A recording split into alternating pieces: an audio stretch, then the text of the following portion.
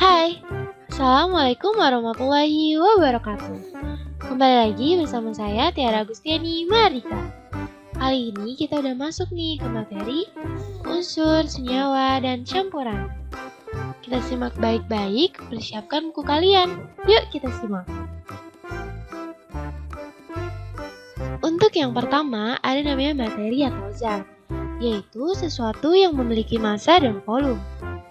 Materi atau zat sangat banyak jumlahnya dan berada di sekitar kita. Semua yang kita lihat seperti besi, kayu, air, tanah, tumbuhan, ataupun semua yang dapat kita rasakan seperti adanya air yang mengalir merupakan materi atau zat. Berikut ini adalah materi yang akan kita bahas. Pertama itu ada materi atau zat. Nah, materi ini terbagi menjadi dua. Ada yang namanya zat tunggal dan ada yang namanya campuran. Lalu nanti zat tunggal akan membentuk yang namanya unsur, lalu senyawa. Terakhir campuran ada yang namanya heterogen dan homogen.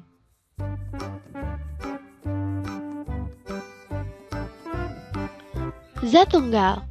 Zat tunggal adalah materi yang memiliki susunan partikel yang tidak mudah dirubah dan memiliki komposisi yang tetap. Zat tunggal dibagi menjadi unsur dan senyawa. Contohnya ada tembaga, gula pasir, aluminium. Lalu ada yang namanya zat campuran. Zat campuran adalah perpaduan materi yang lebih dari satu jenis zat tunggal. Terbagi menjadi campuran homogen dan campuran heterogen. Contohnya adalah kopi. Lalu, dari zat tunggal kita bahas tentang unsur. Unsur yaitu suatu zat tunggal yang tidak dapat diuraikan lagi menjadi zat sederhana. Jadi yaudah zatnya namanya itu, nggak bisa dibagi lagi. Nah, unsur dalam kehidupan sehari-hari seperti besi digunakan dalam membuat mesin kendaraan. Terus yang kedua ada aluminium digunakan untuk membuat logam. Lalu ada tembaga digunakan sebagai alat rumah tangga. Lalu yang keempat ada emas digunakan untuk melapisi benda yang berharga. Yang kelima ada silikon yang digunakan untuk membuat kaca, gelas, dan semen. Lambang unsur. Lambang unsur yang dipakai sampai saat ini diusulkan oleh J.J. Benzelius, seorang warga negara Swedia yang tepatnya pada tahun 1814. Lambang unsur diambil dari nama-nama Latin. Contoh, di sini ada hidrogen dengan nama Latin hydrogenium. Lambang unsur yang dipakai adalah H. Lalu yang kedua, ada helium dengan nama Latin helium. Lambang unsur yang dipakai adalah H dan E. Dan begitu seterusnya. Aturan lambang unsur. Jadi, dalam penamaannya terdapat aturannya. Penamaan lambang unsur yang pertama, lambang unsur yang terdiri atas satu huruf ditulis dengan huruf besar yang diambil dari huruf pertama dari nama Latinnya. Nih contoh, di sini ada hidrogen. Nah yang diambil adalah yang kata depannya, terus dalam bentuk kapital, makanya H. Lalu ada karbon. Nah kata pertamanya adalah C, berarti lambang unsurnya adalah C. Lalu yang kedua, lambang unsur yang terdiri atas dua huruf ditulis dengan huruf yang besar yang diambil dari huruf pertama, diikuti dengan huruf kecil yang diambil dari salah satu huruf dalam nama Latin tersebut. Contoh di sini ada argon. Nah, argon ini A-nya kapital. Nah, yang keduanya itu huruf kecil, jadi A kapital dengan R kecil.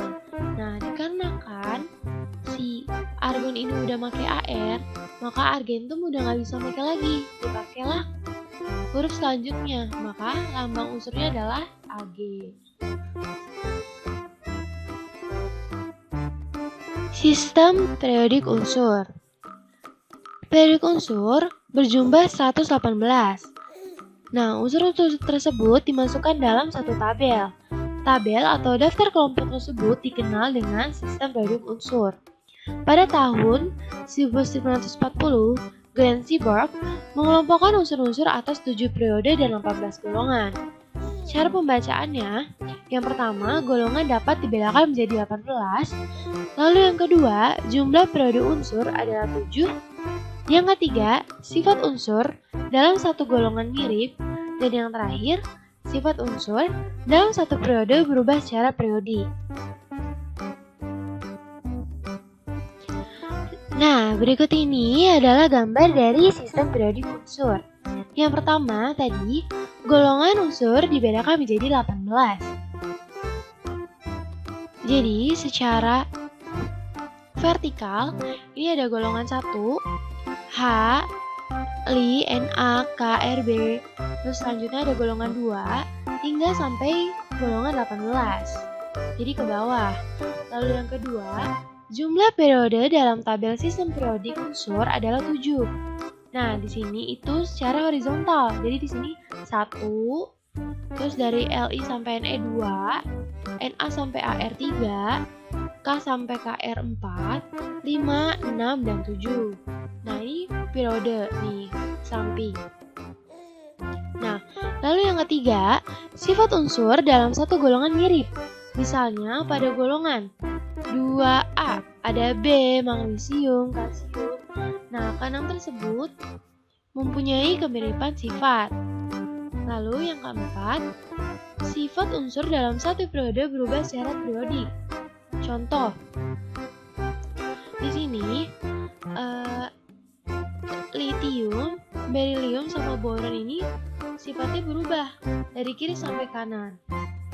Nah, dari litium dan B bersifat logam, lalu sedangkan selanjutnya nih bersifat bukan logam.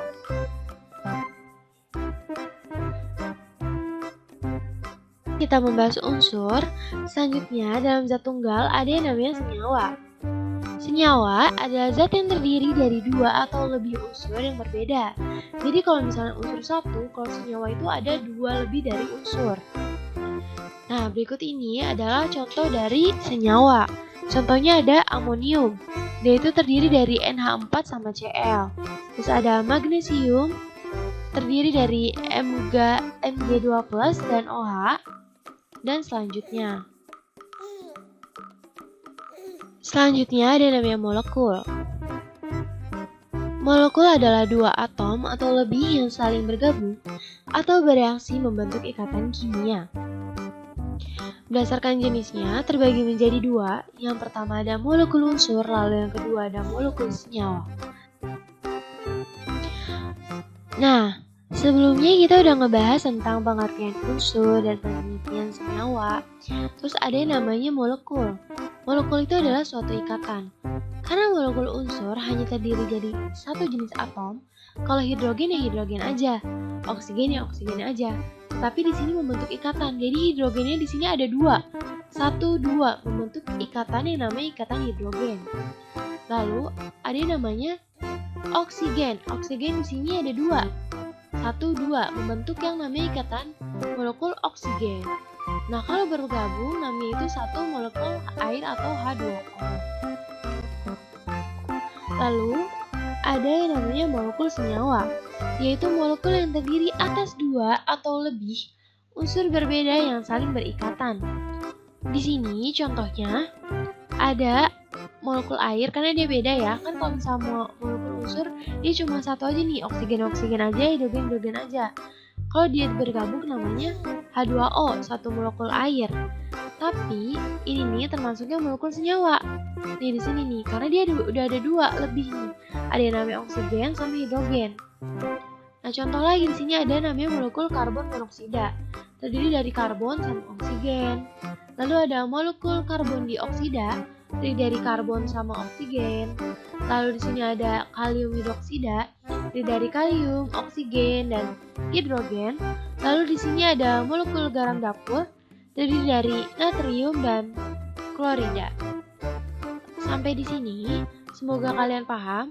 Jadi, kalau molekul unsur dia hanya terdiri dari satu jenis aja. Kalau oksigen ya oksigen, kalau hidrogen ya hidrogen.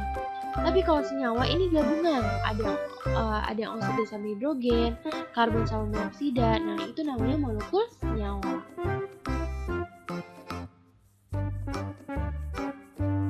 Selanjutnya, ada yang namanya campuran. Campuran yaitu adalah dua atau lebih zat tunggal bercampur tanpa disertai terjadinya reaksi kimia. Dilihat dari ukuran partikelnya terbagi menjadi dua bagian, yaitu ada campuran homogen dan campuran heterogen. Campuran homogen yaitu zat tunggal yang menyusun campuran menjadi satu kesatuan sehingga tidak akan terlihat lagi. Jadi kalau campuran homogen, kalian mencampur sesuatu nih, benar-benar tercampur rata, kalian gak bisa membedakan. Contoh kalau di udara, kan di udara itu gak hanya oksigen, tetapi terdiri dari nitrogen, oksigen, dan karbon dioksida, dan itu tercampur menjadi udara. Lalu ada juga larutan air garam. Kalau kalian taruh nih air sama garam terus kalian aduk, nah nanti garam ini akan terlarut atau tercampur. Nah udah nggak bisa kalian bedain kan mana yang garam, mana yang namanya air. Udah namanya larutan air garam. Nah ini disebutnya campuran homogen. Beda dengan campuran heterogen, yaitu kumpulan dari beberapa zat tunggal yang dalam campuran tersebut masih terlihat. Contoh, campuran air dan minyak. Kalau kalian mencampur air sama minyak, kalian masih bisa membedakan yang mananya air, mana minyak. Terus di campuran air kapur, kalian juga masih bisa lihat air dengan sisa-sisa kapur di bawahnya. Nah, itulah perbedaan dari campuran homogen dan campuran heterogen.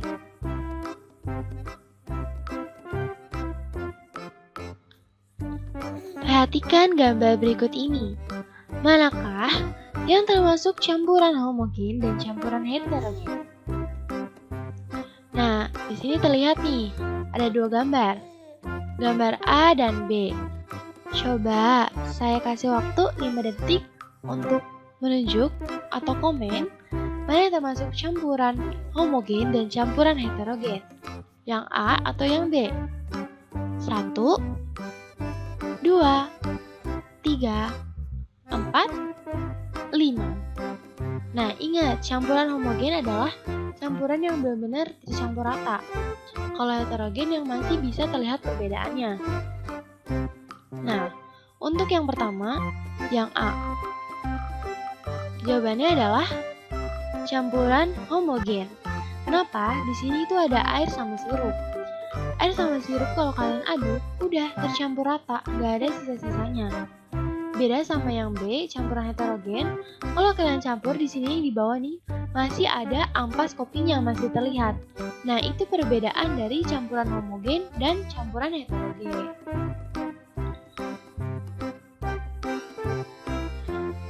Sekian materi video kali ini. Semoga dapat dipahami. Sampai jumpa kembali. Bye.